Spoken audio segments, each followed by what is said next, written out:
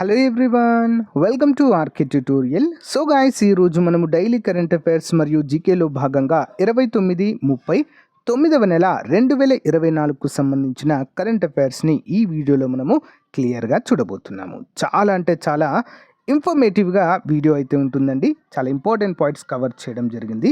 చివరి వరకు చూడండి. అంతేకాకుండా మీరు కనుక ఏపీపీఎస్సీ కానీ, టీజీపీఎస్సీ కానీ లేదా ఆర్ఆర్బీ ఎస్ఎస్సి ఉద్యోగాలకు కనుక మీరు ప్రిపేర్ అవుతున్నట్లయితే మన యాప్ డౌన్లోడ్ చేసి మీకు నచ్చిన కోర్స్ అయితే తీసుకోవచ్చు. ప్రజెంట్ అన్ని ఆఫర్స్ అయితే అందుబాటులో ఉన్నాయి. ఓకే, లేట్ చేయకుండా కంటెంట్లోకి వెళ్ళిపోదాం.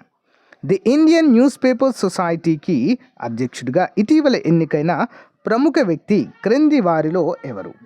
Who among the following is the eminent person recently elected as the president of Indian Newspaper Society, INS?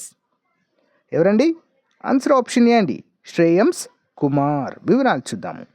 మాతృభూమికి చెందిన ఎంవి శ్రేయన్స్ కుమార్ దేశంలోని వార్తాపత్రికలు, మ్యాగజైన్స్ మరియు పీరియాడికల్స్ పబ్లిషర్స్ల అపెక్స్ బాడీ అయిన ది ఇండియన్ న్యూస్ పేపర్ సొసైటీకి అధ్యక్షుడిగా ఎన్నికయ్యారు. అతను ఆజ్ సమాజ్కు చెందిన రాకేష్ శర్మ స్థానంలో నియమితులయ్యారనేది మనము గుర్తుంచుకోవాలి. మరి వీరి గురించి చూసినట్లయితే మనియాంగ్ కోడ్ వీరేంద్ర కుమార్ శ్రేయన్స్ కుమార్, జననము 15 ఏప్రిల్ 1967, ఒక భారతీయ రాజకీయ నాయకుడు. 12వ మరియు 13వ కేరళ శాసనసభ మాజీ సభ్యుడు. 2006 నుంచి 2016 వరకు కాల్పేట నియోజకవర్గానికి ప్రాతినిధ్యం కూడా వహించడము జరిగింది. Okay, next one. తమిళనాడు రాష్ట్ర నూతన ముఖ్యమంత్రిగా ఇటీవల ప్రమాణ స్వీకారం చేసిన ఎమ్మెల్యే పేరేంటి? What is the name of the MLA who recently took oath as the new deputy chief minister of Tamil Nadu state? ఎవరండి? Answer option C, Udhayanidhi Stalin. MK Stalin వాళ్ళ కుమారుడండి ఉదయనిధి స్టాలిన్. తమిళనాడు ముఖ్యమంత్రి ఎంకే స్టాలిన్ తనయుడు ఉదయనిధి స్టాలిన్ రాష్ట్ర నూతన ఉప ముఖ్యమంత్రిగా ప్రమాణ స్వీకారం చేశారు. మంత్రివర్గ పునర్వ్యవస్థీకరణతో పాటు పలువురు సభ్యులు కూడా మారారు. ఉదయనిధి ఎవరు? దివంగత కరుణానిధి మనవడు మరియు తమిళనాడు ముఖ్యమంత్రి స్టాలిన్ కుమారుడు. ఉదయనిధి స్టాలిన్ జననం 27 నవంబర్ 1977, ఒక భారతీయ రాజకీయ నాయకుడు. అలాగే చలనచిత్ర నిర్మాత మరియు మాజీ నటుడు. తమిళనాడు 3వ మరియు ప్రస్తుత ఉప ముఖ్యమంత్రిగా పనిచేస్తున్నారు. ఇంపార్టెంట్. Next one. ఇటీవల వార్తల్లో ఉన్న భారత క్రీడాకారుడు గుల్వీర్ సింగ్ ఏ క్రీడా అంశంలో స్వర్ణ పథకాన్ని గెలిచి వార్తల్లో నిలిచారు? Recently Indian sports person Gulveer Singh made headlines by winning the gold medal in which sports? Answer option అండి, అథ్లెటిక్స్. వివరాలు చూద్దాం. జపాన్లోని నిగాటాలో జరిగిన Yogibo athletic challenger cup of world athletics continental టూర్లో భారత ఆటగాడు గుల్వీర్ సింగ్ పురుషుల 5000 మీటర్ల స్వర్ణం గెలిచే మార్గంలో కొత్త జాతీయ రికార్డు సృష్టించారు. గుల్వీర్ ఈ ఏడాది ప్రారంభంలో తన సొంత జాతీయ రికార్డును మెరుగుపరుచుకోవడానికి 13 నిమిషాల 11 సెకండ్ల 82 మిల్లీ సెకండ్ల సమయంతో రేసును గెలుచుకున్నారు. మ్యాచ్లోని ముఖ్యాంశాలు. మరి 13 నిమిషాల 13 సెకండ్ల 80 మిల్లీ సెకండ్లో వ్యక్తిగత అత్యుత్తమ ప్రదర్శనతో 2వ స్థానంలో నిలిచిన జపాన్కు చెందిన మొబుకి సుజుకిపై గుల్వీర్ సింగ్ కేవలం 2 సెకండ్ల వ్యవధిలో విజేతగా నిలిచారు. Next one. జస్టిస్ మన్మోహన్ ఇటీవల ఏ రాష్ట్ర లేదా కేంద్రపాలిత ప్రాంత హైకోర్టు ప్రధాన న్యాయమూర్తిగా నియమితులయ్యారు?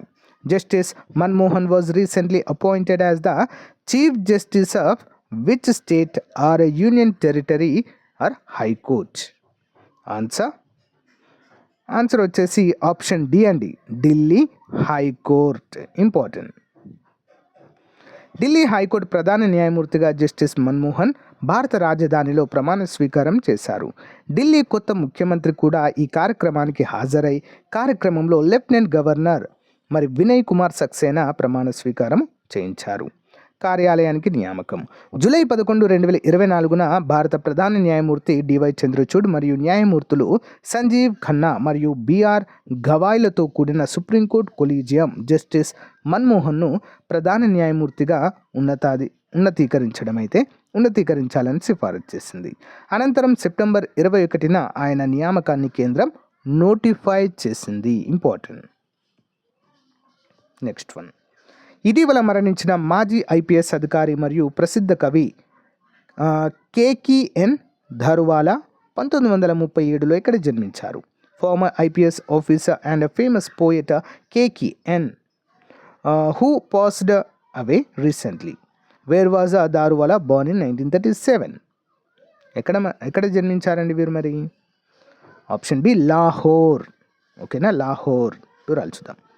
మాజీ ఐపీఎస్ అధికారి మరియు ప్రసిద్ధ కవి కేకీఎన్ ధారువాలా చాలా కాలం పాటు చిరకాలం ముద్రలు వేసి చాలామంది యువ రచయితలకు స్ఫూర్తిగా నిలిచారు. 87 ఏళ్ల వయసులో న్యూఢిల్లీలో మరణించారు. ఆయన సాహిత్య అకాడమీ అవార్డు గ్రహీత కూడా. వ్యక్తిగత జీవితం చూసినట్లయితే 1937లో లాహోర్లో జన్మించారు. లూధియానాలోని ప్రభుత్వ కళాశాలలో చదివారు. తర్వాత 1958లో పోలీస్ శాఖలో చేరి ఉన్నత స్థాయికి ఎదిగి 1979లో మాజీ ప్రధాని చరణ్ సింగ్కు అంతర్జాతీయ వ్యవహారాలపై ప్రత్యేక సహాయకుడు అయ్యారు. ఇంపార్టెంట్. Next one. సముద్ర చట్టంపై యునైటెడ్ నేషన్స్ కన్వెన్షన్ క్రింద ఏర్పాటైన ఈ అంతర్జాతీయ ఒప్పందము హై సీస్ ట్రీటీ ఒప్పందంపై ఇటీవల సంతకం చేసిన దేశము. Which country recently signed the High Seas Treaty on International Agreement established under the United Nations Convention on the Law of the Sea? Answer option C అండి, ఇండియా. సముద్ర జన్యు వనరుల పరిరక్షణను ప్రోత్సహించడం మరియు ప్రయోజనాల న్యాయమైన మరియు సమానమైన భాగస్వామ్యాన్ని నిర్ధారించే లక్ష్యంతో ఐసీస్ ట్రీటీ అని పిలువబడే జాతీయ అధికార పరిధి దాటి జీవ వైవిధ్యం ఒప్పందంపై భారతదేశం అధికారికంగా సంతకం చేసింది. విదేశాంగ మంత్రి ఎన్ జయశంకర్ ఎక్స్పోపై ఒక పోస్ట్లో ఒప్పందం యొక్క ప్రాముఖ్యతను హైలైట్ చేశారు. ఇది మహాసముద్రాల ఆరోగ్యం మరియు స్థితిస్థాపకతను కాపాడుకోవడంలో కీలకమైన దశను సూచిస్తుంది. సముద్ర చట్టంపై యునైటెడ్ నేషన్స్ కన్వెన్షన్ క్రింద ఏర్పాటైన ఈ అంతర్జాతీయ ఒప్పందం సముద్రంలో దాదాపు 3/2 అంటే 64% ప్రాంతాన్ని ఆక్రమించి మరి పర్యావరణ పరంగా అత్యంత కీలకమైన వాటికి నిలయంగా ఉన్న ఎత్తైన సముద్రాలను లక్ష్యంగా చేసుకుంది. భూమిపై బెదిరింపు కూడా ప్రాంతాలు కూడా ఇందులో ఉన్నట్లుగా తెలుస్తుంది. 2024 శాస్త్ర రామానుజన్ బహుమతి గ్రహీత క్రింది వారిలో ఎవరు? Who among the following is the recipient of the 2024 శాస్త్ర రామానుజన్ ప్రైజ్? ఎవరండి? Alexander done. 2024 శాస్త్ర రామానుజన్ బహుమతి గ్రహీతను గుర్తించినందున గణిత ప్రపంచం మరొక అద్భుతమైన మనస్సును జరుపుకోవడానికి సిద్ధంగా ఉంది. ఈ ప్రతిష్టాత్మక అవార్డు గణిత శాస్త్రంలో విశిష్ట సేవలను గుర్తించి ప్రత్యేకించి పురాణ శ్రీనివాస రామానుజనిచ్చే ప్రభావితమై యుఎస్లోని జార్జియా ఇన్స్టిట్యూట్ ఆఫ్ టెక్నాలజీకి చెందిన అలెగ్జాండర్కు అందించబడుతుంది. Important. Next.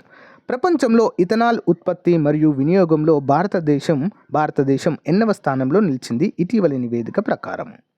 According to the recent report, India ranks 3rd in the ethanol production and consumption in the world. Answer option A. Number 1 ప్లేస్లో అయితే 3వ ప్లేస్లో అయితే ఉందండి.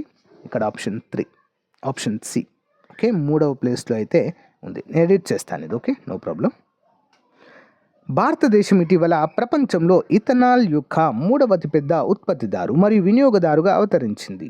జీవ ఇంధనాల వినియోగాన్ని ప్రోత్సహించడానికి మరియు ఇంధన స్థిరత్వాన్ని మెరుగుపరచడానికి భారత ప్రభుత్వం చేసిన ముఖ్యమైన విధాన మార్పులకు ఈ మార్పుకు ధన్యవాదాలు తెలిపినట్లుగా తెలుస్తుంది.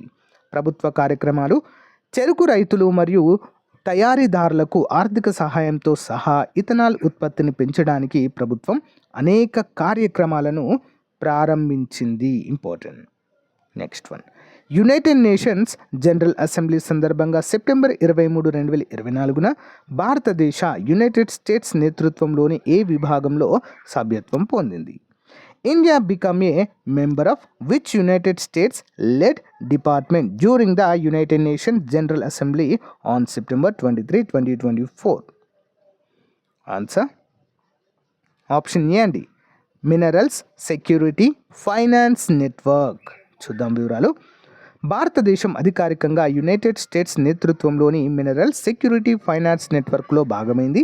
మరి సాంకేతిక మరియు క్లీన్ ఎనర్జీకి అవసరమైన ముఖ్యమైన ఖనిజాలను భద్రపరచడానికి దేశాలు కలిసి పనిచేయడానికి ఈ నెట్వర్క్ సృష్టించబడింది.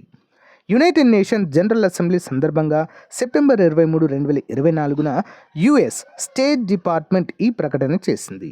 నెట్వర్క్లో ఇప్పుడు 14 దేశాలు మరియు యూరోపియన్ యూనియన్లు ఉన్నాయి. మరి ఎంఎస్ఎఫ్ఎన్ అంటే ఏంటి? ఎంఎస్ఎఫ్ఎన్ అనేది 2022లో యుఎస్ ప్రారంభించిన మినరల్ సెక్యూరిటీ పార్ట్నర్షిప్కి లింక్ చేయబడింది. మరి భారతదేశము జూన్ 2023లో ఎంఎస్పిలో చేరింది. అయితే ప్రపంచవ్యాప్తంగా ముఖ్యమైన ఖనిజాలను భద్రపరచడంలో దాని పెరుగుతున్న పాత్రను ఇది చూపుతుంది. నెక్స్ట్ వన్, ఇజ్రాయెల్ వైమానిక దాడిలో హెజ్బుల్లా అధినేత హసన్ నస్రల్లా మృతి చెందారు. వీరు ఏ దేశ తీవ్రవాద గ్రూపునకు చెందినవారు? So Hezbollah leader Hasan Nasrallah 64 సంవత్సరాల ఏజ్లో he was killed in an Israel airstrike. He is the leader of which country's terrorist group? Answer option C అండి, లెబనాన్ తీవ్రవాద గ్రూప్కు చెందిన వ్యక్తి అండి. చూద్దాం. లెబనాన్ తీవ్రవాద గ్రూపు హెజ్బుల్లాకు ఊహించని శరఘాతం. ఇస్రాయెల్ వైమానిక దాడిలో హెజ్బుల్లా అధినేత హసన్ నస్రల్లా మృతి చెందారు. ఈ విషయాన్ని అటు ఇజ్రాయెల్ సైన్యము ఇటు హెజ్బుల్లా ధృవీకరించింది. హసన్ నస్రల్లా ఇక ఈ ప్రపంచాన్ని భయభ్రాంతులకు గురి చేయలేడు అని ఐడిఎఫ్ ఎక్స్ వేదికగా పేర్కొంది.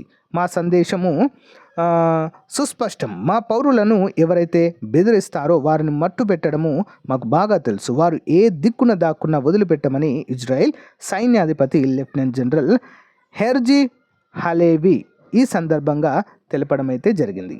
సో గైస్, ఇజ్రాయెల్ దగ్గర ఉన్నటువంటి అతి శక్తివంతమైనటువంటి వెపన్ ఏంటో తెలుసా అండి? వీరి యొక్క నిఘా వ్యవస్థ అండి. ఏ ప్రపంచంలోని ఏ దేశంలో చూసినా కూడా వీరి యొక్క నిఘా డిపార్ట్మెంట్ నుంచి ఒకరు ఉంటారండి. తెలుసా? ఎక్కడ ఏది జరిగినా కూడా వీళ్ళు ఇట్టే తెలుసుకుంటారు. వీళ్ళకి ఇన్ఫర్మేషన్ అందుతుంది. ఎంత పెద్ద సీక్రెట్ అయినా కూడా, అంత పెద్ద సీక్రెట్ ఏజెన్సీ వీరిదండి. అయితే ఈ సీక్రెట్ ఏజెన్సీ పేరు ఎవరికైనా తెలుసా అండి? కామెంట్ చేయండి తెలిస్తే, లేదా ఇజ్రాయెల్ సీక్రెట్ ఏజెన్సీ అని కామెంట్ పెట్టని నేను చెప్తాను. అది చాలా ఇంపార్టెంట్. ఓకే. ఆంధ్రప్రదేశ్ రాష్ట్ర పోలీస్ ఎమర్జెన్సీ నంబర్ 100 నుండి ఏ నెంబర్కి మార్చింది? Andhra Pradesh state government changed police emergency number from 100 to which number? Answer option B అండి, 112 112కి అయితే మార్చింది. డయల్ 100 ఇది మనకు చిన్నప్పటి నుంచి అలవాటైన పోలీస్ ఎమర్జెన్సీ నెంబర్. ఏ ఇబ్బంది వచ్చినా 100 నెంబర్కి డయల్ చేసి పోలీస్ సాయం తీసుకుంటాం. అయితే ఆంధ్రప్రదేశ్ రాష్ట్ర విభజనలో ఈ డయల్ 100 కూడా కోల్పోయాం. డయల్ 108కి కూడా హైదరాబాద్లోనే వదిలేయాల్సి వచ్చింది అన్నారు డీజీపీ సాంబశివరావు గారు. అందుకే ఇప్పుడు డయల్ 100కి బదులుగా డయల్ 112 తీసుకువచ్చామని ఇక్కడ క్లియర్గా మెన్షన్ చేశారు. ఎంతండి? డయల్ 100కి బదులు 112. ఇక ఏపీలో ఇదే ఉంటుంది. Additional questions. ఇటీవల అనురా కుమార దిశనాయక ఏ దేశ అధ్యక్షులుగా ఎన్నికయ్యారు? Recently Anura Kumara Dissanayake as been elected as the president of which country? Option A అండి, శ్రీలంక. శిలాజ ఇంధనాన్ని ఉత్పత్తి చేసే దేశాల నుండి స్వచ్ఛంద విరాళాల ద్వారా కొత్త వాతావరణ నిధిని ఏ దేశం ప్రతిపాదించింది? Which country has proposed a new climate fund to be financed through voluntary contribution from fossil fuel producing countries? ఏ దేశం ప్రతిపాదించిందండి ఇది? ఆన్సర్ ఆప్షన్ బి అండి, అజర్బైజాన్. Okay, Azerbaijan. ఇటీవల నివేదిక ప్రకారము దళితులపై అత్యధిక అట్రాసిటీ కేసులు ఏ రాష్ట్రాలు నమోదు చేశాయి? According to recent report which state recorded the highest number of atrocity cases on Dalits? Answer option C అండి, ఉత్తరప్రదేశ్, రాజస్థాన్ మరియు మధ్యప్రదేశ్లలో ఎక్కువగా నమోదు కావడం అయితే చూడవచ్చు. ఇటీవల భారతదేశపు CO2 మిథనాల్ పైలట్ ప్లాంట్ ఎక్కడ ప్రారంభించారు? Recently where was the India's first CO2 methanol pilot plant launched? Option C అండి, పూణే అండి, పూణే. ఢిల్లీలో వాయు కాలుష్యాన్ని ఎదుర్కోవడానికి లెఫ్టినెంట్ గవర్నర్ ఇటీవల ప్రారంభించిన కార్యక్రమం పేరేంటి? What is the name of the initiative recently launched by the lieutenant governor to combat air pollution in Delhi? Answer option A అండి, దుమ్ము రహిత Delhi drive, dust free Delhi drive అండి ఇది. ఓకేనా. సో గాయస్, ఇది రోజుకు సంబంధించిన మోస్ట్ ఇంపార్టెంట్ కరెంట్ అఫైర్స్. మీకు నచ్చితే లైక్ చేయండి, తప్పకుండా మీ ఫ్రెండ్స్తో షేర్ చేయండి. Thank you for support. Have a nice day. Bye.